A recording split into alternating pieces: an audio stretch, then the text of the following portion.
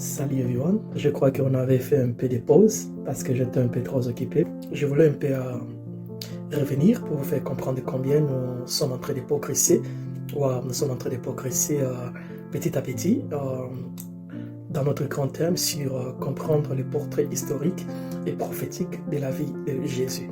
Précédemment, j'avais pris le temps de parler de l'impact ou du rôle que Pilate a joué dans le procès de Jésus-Christ. J'ai déjà fini cela et j'avais promis que nous allons en parler prochainement sur la crucifixion. Je ne vais pas essayer de mixer les choses, je vais essayer de parler de cela en deux morceaux. La crucifixion, son côté historique, et puis je vais entamer les côtés prophétiques de la crucifixion pour voir tout ce qui s'est passé pendant la crucifixion de Jésus et voir combien nous pouvons interpréter cela prophétiquement et qu'est-ce que cela veut dire dans la vie des enfants de Dieu ou des chrétiens que nous sommes. Je suis désolé, je ne pourrai pas bien vous enseigner. Donc ici, dans ce petit vidéo, je suis en train de paraphraser.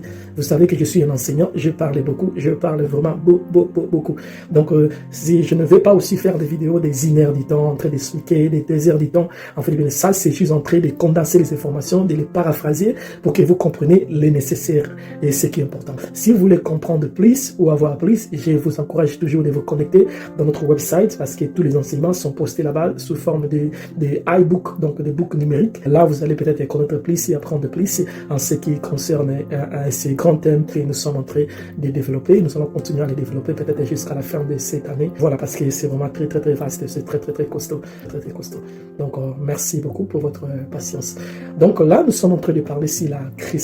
Comme je dis, nous allons commencer d'abord à les décortiquer, son côté historique, et puis nous allons entamer les côtés prophétiques dans les prochains jours qui arrivent. Donc, je vous recommande de lire Matthieu 27, 32 à 46. Je vous recommande aussi de lire Marc 15, 22 à 41. Je vous recommande aussi de lire Luc 23, 33 à 49 et Jean 19, 17 à 37. Ces passages relatent les événements, comment il a porté la croix, et puis l'arrivée de Jésus à Golgotha, et puis sa mort, le moquerie, le ténèbre qui avait recouvré le pays, les dernières paroles de Jésus sur la croix.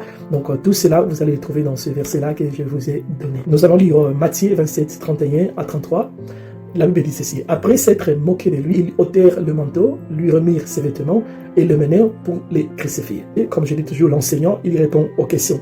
La première question, je me suis posée, c'était de savoir qu'est-ce qu'est la crucifixion. La crucifixion, enfin, c'est quoi? La crucifixion est une méthode de peine capitale. Donc, de peine capitale dans la peine de mort. La peine de mort qui a été pratiquée par les Romains dans l'Antiquité. Elle consistait à attacher ou à clouer les condamnés à une grande croix, une poutre ou un poteau en bois, puis le laisser pendre jusqu'à sa mort. C'était l'une des méthodes d'exécution la plus brutale. Donc à l'époque, c'est parce que nous sommes très brutales. Nous comprenons aussi à cette époque-là, les human rights n'existaient pas encore. Donc c'était l'une des méthodes d'exécution la plus brutale et la plus atroce, conçue pour infliger un maximum de souffrance et d'humiliation publique aux criminels de l'époque. Cette forme de peine de mort appelée crucifixion était une sorte de torture spectaculaire. Donc on place la personne là en plein public et on est en train de les torturer jusqu'à la mort. C'était aussi un châtiment réservé à ceux qui ont été reconnus coupables de haute trahison dans des tribunaux romains de l'époque. Il pouvait s'agir de princes ou des esclaves, quel que soit votre rang social. Si vous vous retrouvez dans le rang des traîtres, la punition qu'on donnait aux traîtres, c'était la crucifixion. Et dans la loi juive, cette sorte de peine de mort n'existe pas. Le juif procédait par la lapidation en ce qui concerne des gens qui ne respectaient pas les lois ou qui blasphémaient contre leurs lois ou qui faisaient des crimes contre leurs lois.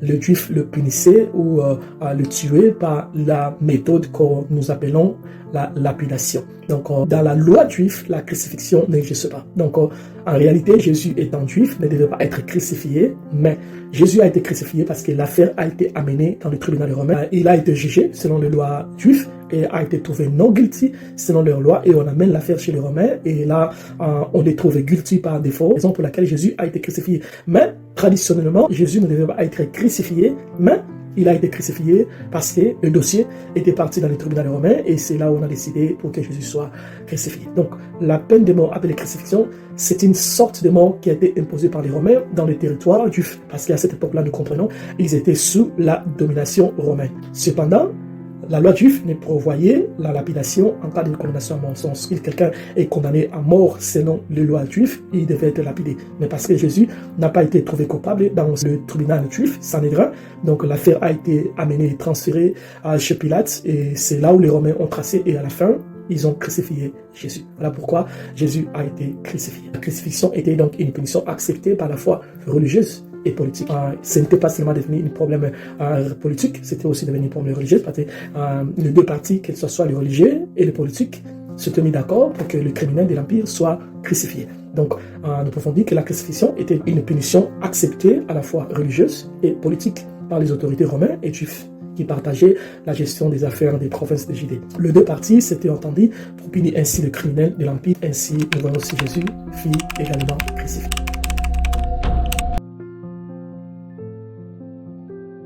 La crucifixion de Jésus, historiquement, les historiens examinent les motivations politiques et religieuses de la crucifixion de Jésus-Christ en s'appuyant sur les textes évangéliques et les sources historiques de l'époque.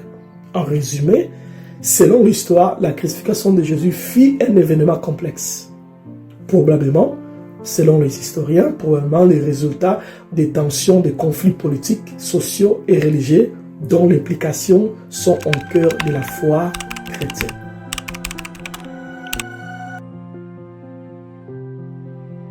En bref, en grosso modo, la signification religieuse pour le christianisme dans toutes les formes de christianisme, qu'il soit catholique, anglican, pentecôte, protestante, évangélique et orthodoxe, la crucifixion de Jésus est un événement central, symbolisant le sacrifice pour le pardon du péché et la possibilité de la vie éternelle pour la foi, pour ceux qui croient en lui.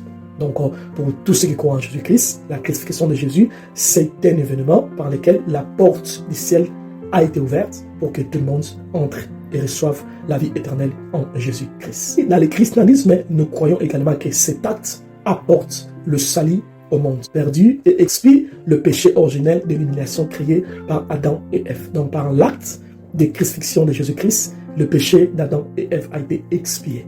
Prophétiquement, quelle est la signification de la crucifixion? Prophétiquement, la mort de Jésus sur la croix est considérée par les chrétiens que nous sommes comme un sacrifice expiatoire pour le péché de l'humanité. Car selon les Écritures, il est mort pour sauver l'homme du péché et par sa mort, il est devenu le médiateur entre l'homme et Dieu. Nul ne peut venir au Père que par lui. Il devient le chemin, la vie et la vérité. Par conséquent, il n'y a pas de salut sans Jésus. Donc si vous refusez Jésus, il n'y a pas de salut pour vous. Si vous n'acceptez pas Jésus, il n'y a pas un autre moyen pour vous pour que vous soyez sauvés.